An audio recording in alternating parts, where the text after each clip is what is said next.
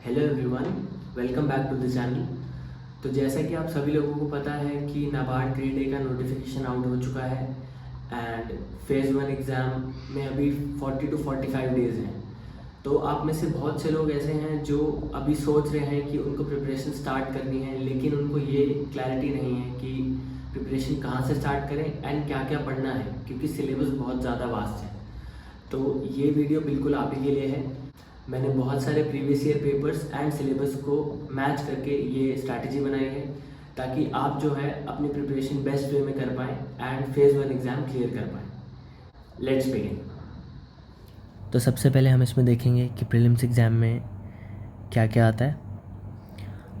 Test of reasoning, English language, computer knowledge, quantitative aptitude, decision making, general awareness, economics and social issues, agricultural and rural development. इसमें हमें ये चीज़ सबसे ज़्यादा important ध्यान रखनी है कि जो reasoning, English, computer, quants and decision making, ये जो 5 टॉपिक्स हैं, ये सिर्फ़ और सिर्फ क्वालिफाइंग इन नेचर है। और जो general awareness, economics and social issues and agriculture and rural development है, ये आपका मेरिट डिसाइड करेगा। तो इन 5 टॉपिक्स में आपको सिर्फ क्वालिफाई करना है, बट इन 3 टॉपिक्स में जीए, ईएसआई एंड एआरडी में आपको अच्छे से प्रिपेयर करके जाना पड़ेगा, क्योंकि इन्हीं 3 के मार्क्स के बेसिस पे आपका प्रीलिम्स क्वालिफाई होगा एंड आप मेंस के लिए अपीयर कर पाएंगे।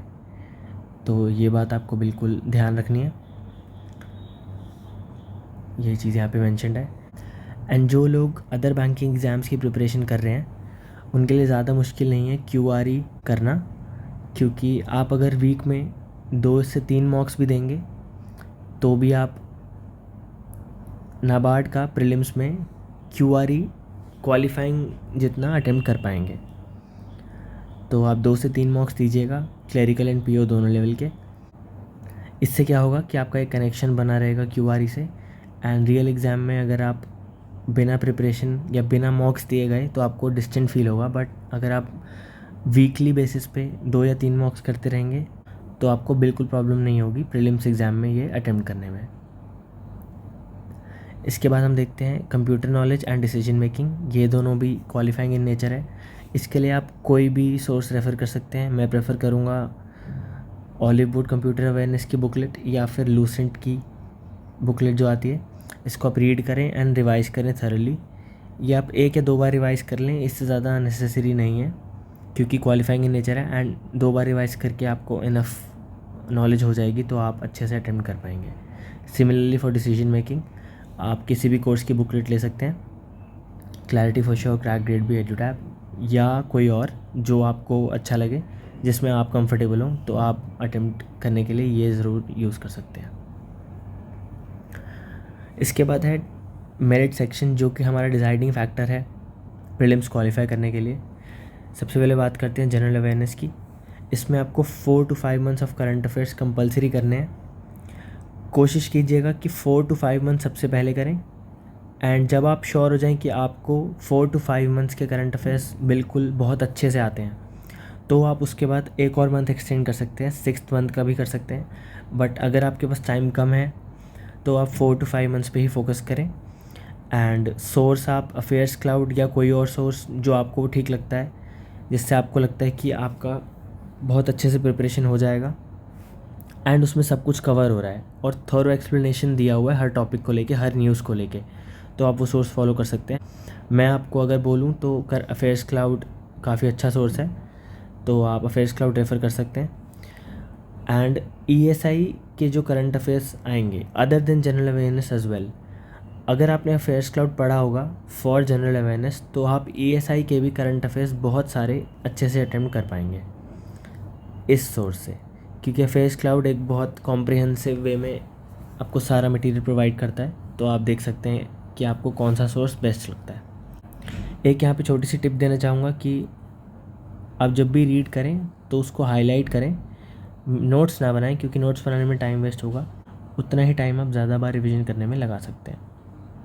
इसके बाद देखते हैं इकोनॉमिक्स एंड सोशल इश्यूज़। ये सेक्शन काफ़ी डायनेमिक इन नेचर है। इसमें आपको स्टैटिक पार्ट पढ़ना है, बट वो आपकी नॉलेज बढ़ाएगा, आपका बेस इंक्रीज़ करेगा एंड आपका बेस बेटर करेगा। बट जो एग्ज़ाम में क्वेश्चंस पूछे जाएंगे वो मोस्टली डायनेमिक सेक्शन होगा। मोस्टली वो करंट न्यूज़ से आएंगे, करंट स्कीम से आएंगे, तो आपको इस बात का ध्यान रखना है। और आपको स्टैटिक कंसेप्ट क्लियर करने के लिए सिर्फ 11th की आप NCERT रेफ़र कर सकते हैं, 12th की NCERT रेफ़र कर सकते हैं, एंड कुछ टॉपिक्स आप गूगल कर सकते हैं ताकि आपको एक बेसिक आइडिया मिल जाए उन टॉपिक्स के बारे में। अगर आपके पास ज़्यादा टाइम है तो आप संजीव वर्मा इंडियन इकोनॉमी की बुक जो है वो रीड कर सकते हैं। इसको भी सिलेक्टिवली रीड कीजिएगा, इस पर ज़्यादा टाइम मत दीजिएगा क्योंकि स्टैटिक पार्ट काफ़ी कम आने वाला है। इस बुक को रीड करने का मेन पर्पज़ ये है कि आपका बेस बहुत स्ट्रॉन्ग होना चाहिए। अगर बस NCERT पढ़ के ही आपका बेस स्ट्रॉन्ग हो जाता है तो आपको इसकी नीड नहीं है। इसके बाद क्योंकि ESI पूरा डायनेमिक इन नेचर है तो आपको अफेयर्स क्लाउड से बहुत कॉम्प्रिहेंसिव वे में इसकी रीडिंग करनी है एंड इसको बार बार रिवाइज़ करना है। साथ ही साथ PIB अगर हम देखें तो PIB की जो न्यूज़ है, PIB में जो भी इम्पोर्टेंट न्यूज़ होगी उसको आप PIB कंपाइलेशन से या वेबसाइट से कवर कर सकते हैं। ये बहुत इंपॉर्टेंट है दोनों चीज़ें। साथ ही साथ इस साल का जो बजट एंड इकोनॉमिक सर्वे था इसको भी आप बहुत अच्छे से पढ़ें, कॉम्प्रिहेंसिव वे में रीड करें एंड इन पे जो क्वेश्चंस बन सकते हैं उनकी भी एक बार प्रैक्टिस करें एंड MCQ सॉल्व करें। इसके बाद हम देखते हैं गवर्नमेंट स्कीम्स। आप किसी भी सोर्स को रेफ़र कर सकते हैं क्योंकि बहुत सारे सोर्सेज अवेलेबल हैं मार्केट में, तो डिपेंड करता है कि आपको किस सोर्स का मटेरियल बेस्ट लगता है आपके प्रिपरेशन के लिए। तो इसमें मैं कोई स्पेसिफिक सोर्स रिकमेंड नहीं करूँगा, बट आपको जो सोर्स अच्छा लगे आप उसको रीड करें। एंड इसमें ये चीज़ ध्यान रखें कि rather than covering more number of sources you should focus on covering a single source more number of times. तो ये ज़रूर आप ध्यान रखें। इसके बाद या तो आप गवर्नमेंट स्कीम्स के लिए कोई सोर्स ले सकते हैं, अगर आपके पास कोई ऐसा मटेरियल नहीं है तो आप मिनिस्ट्रीज़ की वेबसाइट पे जाके, सारी स्कीम्स अवेलेबल होती हैं सारी मिनिस्ट्रीज़ की वेबसाइट पे, तो आप वो जाके पढ़ सकते हैं। फ़ेज़ 1 की प्रिपरेशन के लिए मैं विजन IAS रिकमेंड नहीं करूँगा क्योंकि बहुत सारे क्वेश्चंस जो हैं वो फैक्चुअल इन नेचर आते हैं, तो इसलिए आपको मिनिस्ट्री की वेबसाइट पे ज़्यादा बेटर उसकी नॉलेज हो पाएगी, या फिर आपके पास कोई सोर्स है तो आप उससे पढ़ सकते हैं। ऑर्डर ऑफ़ इम्पोर्टेंस ज़रूर ध्यान रखिएगा। जो भी स्कीम्स इन न्यूज़ हैं वो सबसे ज़्यादा इम्पॉर्टेंट है, लैंडमार्क स्कीम्स बहुत इंपॉर्टेंट है, उसके बाद आप अदर गवर्नमेंट स्कीम्स में जा सकते हैं। एंड आप जो है गवर्नमेंट स्कीम्स की यूट्यूब वीडियो भी देख सकते हैं अनुज जिंदल सर के चैनल पे, जो मनीष सर क्लासेस लेते हैं उनको फॉलो कर सकते हैं। एंड कुछ अभी रिसेंटली मनीष सर ने क्लासेस ली थी RBI ग्रेड B के पर्पज़ से, बट वो सारी न्यूज़ जो हैं वो आपके ESI में सेम काम आएंगी, तो आप ये वाली जो वीडियोस हैं इनको देख सकते हैं फॉर गवर्नमेंट स्कीम्स। जो इम्पोर्टेंट मिनिस्ट्रीज़ को लेके मेरा पॉइंट ऑफ व्यू है मैं वो मेंशन करना चाहूँगा। आप ये सारी मिनिस्ट्रीज़ फॉलो कर सकते हैं, इन सबको आप प्रायोरिटी दीजिएगा फॉर ESI सेक्शन। एंड इसके बाद अगर आपके पास टाइम बचता है तो आप बाकी और मिनिस्ट्रीज़ की स्कीम्स को पढ़िएगा, बट सबसे पहले प्रायोरिटी इनको दीजिएगा एंड इन्हीं को बार बार रिवाइज़ कीजिएगा क्योंकि इनसे मैक्सिमम नंबर ऑफ़ क्वेश्चंस आते हैं। इसके बाद हम बात करते हैं ARD की। इसमें जो है static and dynamic portion equal weightage carry करता है, तो आपको दोनों पार्ट्स को इम्पोर्टेंस देनी पड़ेगी। स्टैटिक पार्ट में अगर आपके पास कोई कोर्स है तो आप उस कोर्स मटेरियल को थॉरली रीड कीजिए, उस कोर्स पे कॉन्फिडेंस रखिए। ऐसा मत सोचिए कि आपका कोर्स कम वैल्यूएबल है एंड कोई और सोर्स ज़्यादा वैल्यूएबल है। आप अपने ही कोर्स को थॉरली रीड कीजिए, उसको समझिए एंड उसको बार बार रिवाइज़ कीजिए ताकि आप उसको रिटेन कर पाएँ।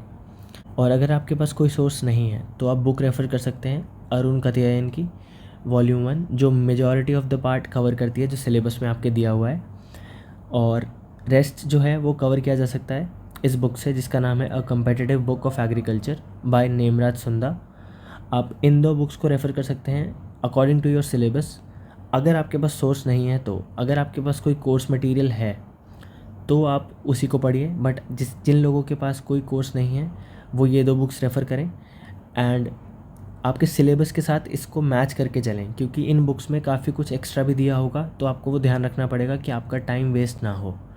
तो सिलेबस को साथ में रखें एंड सिलेबस के अकॉर्डिंग आप इन बुक्स को कवर करें।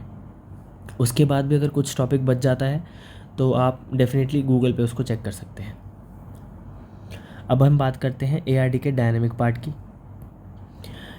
ARD के जो करंट अफेयर्स हैं, ARD मोस्टली जो है वो करंट न्यूज़ को अटेंशन देता है। तो अगर आप अफेयर्स क्लाउड रेफ़र कर रहे हैं तो आपका majority of the portion ARD का भी अफेयर्स क्लाउड से कवर होगा। साथ ही साथ अनुज जिंदल सर के चैनल पे मनीष सर क्लासेस ले रहे हैं ARD करंट अफेयर सीरीज़ के नाम से, तो आप इनको रेफ़र कर सकते हैं। काफ़ी हद तक आपकी प्रिपरेशन इन 2 सोर्सेज से हो जाएगी। एंड इसके बाद जो ARD से रिलेटेड गवर्नमेंट स्कीम्स हैं उनके लिए भी आप same channel and same source refer कर सकते हैं। अगर आप चाहते हैं कि मिनिस्ट्रीज़ से आप डायरेक्टली पढ़ें तो आप मिनिस्ट्रीज़ की वेबसाइट पे जाके डायरेक्टली भी पढ़ सकते हैं सारी स्कीम्स के बारे में। ये सारी वो मिनिस्ट्रीज़ हैं जो इम्पॉर्टेंट हैं, तो आपको ये सारी मिनिस्ट्रीज़ की वेबसाइट पे जाके वो रीडिंग करनी पड़ेगी एंड सारी स्कीम्स अच्छे से करनी पड़ेंगी। इसके बाद बात करते हैं कुछ स्टैटिक रिपोर्ट्स की जो फेज़ 1 के लिए इम्पॉर्टेंट है। Census 2011, SECC, 20th livestock census, agri census, handloom census, ISFR, NABARD all India financial inclusion survey, national family health survey, national strategy for financial inclusion, new education policy and periodic labour force survey. ये सारे important reports हैं जो आपको definitely NABARD के prelims exam के लिए करके जानी है। अब मैं लास्ट में ये बात ज़रूर बोलना चाहूँगा कि आप ये स्टडी प्लान एग्जैक्टली फॉलो कीजिए एंड डेफिनेटली आप अपना स्कोर देखेंगे जो बहुत अच्छा होगा आफ्टर योर प्रिपरेशन। एंड कोशिश कीजिए ज़्यादा से ज़्यादा आप रिवीजन कर पाएँ। इस स्ट्रैटेजी को फॉलो करके आप फेज़ 1 एग्ज़ाम डेफिनेटली क्लियर कर पाएंगे। एंड बहुत से लोगों का अभी ये डाउट होगा कि इस वीडियो में फेज़ 2 की स्ट्रैटेजी नहीं है। वो इसलिए नहीं है क्योंकि फेज़ 2 का एग्ज़ाम अक्टूबर में होगा एंड फेज़ 1 के बाद इनफ टाइम है उसके लिए प्रिपेयर करने के लिए। प्लस जो मैंने स्ट्रैटेजी आपको बताई है इसमें बहुत सारा पोर्शन फेज़ 2 के लिए भी आपको हेल्प करेगा, तो उसमें आपको ज़्यादा टेंशन लेने की ज़रूरत नहीं है। फेज़ 1 का एग्ज़ाम होने के बाद हम फेज़ 2 की प्रिपरेशन स्टार्ट करेंगे एंड उसके लिए मैं एक सेपरेट स्ट्रैटेजी वीडियो ज़रूर लेके आऊँगा। आशा करता हूँ आपको ये वीडियो अच्छी लगी होगी। अगर इस वीडियो के रिगार्डिंग या फिर इस स्ट्रैटेजी को लेके आपका कोई डाउट है तो आप कमेंट्स में ज़रूर लिखें। मैं कोशिश करूँगा कमेंट्स का जवाब देने की एंड आपके डाउट्स क्लियर करने की। साथ ही साथ डिस्क्रिप्शन बॉक्स में मेरे टेलीग्राम चैनल का लिंक है, तो उसको भी जाके ज्वाइन करें एंड उसमें बहुत सारे अपडेट्स आते रहेंगे।